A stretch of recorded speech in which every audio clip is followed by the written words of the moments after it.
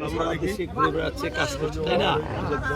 কাজে এই যে আমাদের মানিকগঞ্জ জেলার এই বিশেষ করে এদের শিবালয়, হরিদাসপুর, হরিরামপুর এই এলাকাগুলো প্রতিনিয়ত এই যে আমাদের নদী ভাঙনে আপনাদের বাড়ি ঘর জায়গা জমি বিলীন হয়ে যাচ্ছে।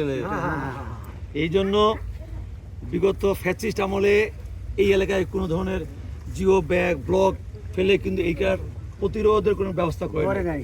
কিন্তু মাননীয় প্রধানমন্ত্রী 3 মাসের মাথায় আমাদেরকে নির্দেশ দিয়েছে যে তুমি সশরীরে গিয়ে ওইখানে সরজমিনে সেই নদীর পাড়গুলো দেখে আসবা এবং সেখানে মানুষের সাথে কথা বলবা, এবং আমরা হয়তো আজকালকের ভিতরে এখানে জিও ব্যাগ ফেলে এই বর্ষা মৌসুমে বন্যার সময় যেন আপনাদের বাড়ি ঘর নদীতে বিলীন না হয়ে যায়, তার জন্য আমরা কার্যকর পদক্ষেপ নিব। এবং আগামীতে বন্যার পরে আমরা এমন সব প্রোটেক্টিভ কাজগুলো করব যেন আর এইখানে বিগত দিনে বন্যা নিয়ে বর্ষা নিয়ে আপনাদের আতঙ্কে থাকতে না। এটাই হচ্ছে আমাদের তারেক রহমানের রাজনীতি, এটাই হচ্ছে আমাদের বিএনপি রাজনীতি।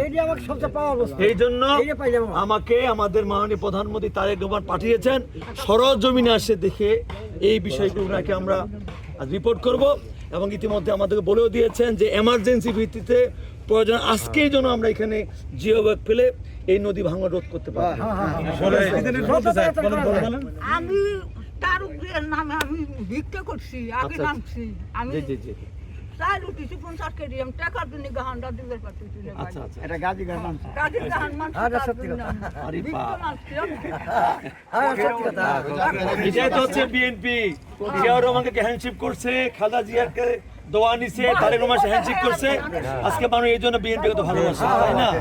এবং মানিকগঞ্জের মানুষ এই জন্য বিএনপিকে ভালোবাসে, রক্ত দিয়ে ভালোবাসি, রক্ত দিয়ে। এই জন্য তো তারেক রহমান এই কাজটা করছে। ঠিক আছে, সবাই দোয়া করবেন আল্লাহ যেন তারেক রহমানকে হায়াত দারাজ করে সমস্ত বিপদ আপদ রক্ষা করে জনগণের জন্য কাজ করতে পারে। আপনাদেরকে ফ্যামিলি কার্ড দিব, কৃষক কার্ড দিব, পর্যায়ে সমস্ত পাবেন। আমরা কৃষি ঋণ মাফ করে দিয়েছি।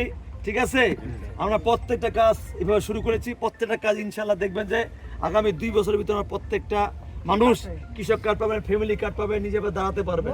ঠিক আছে, হ্যাঁ ইনশাল্লাহ। ঠিক আছে, সবাই ভালো।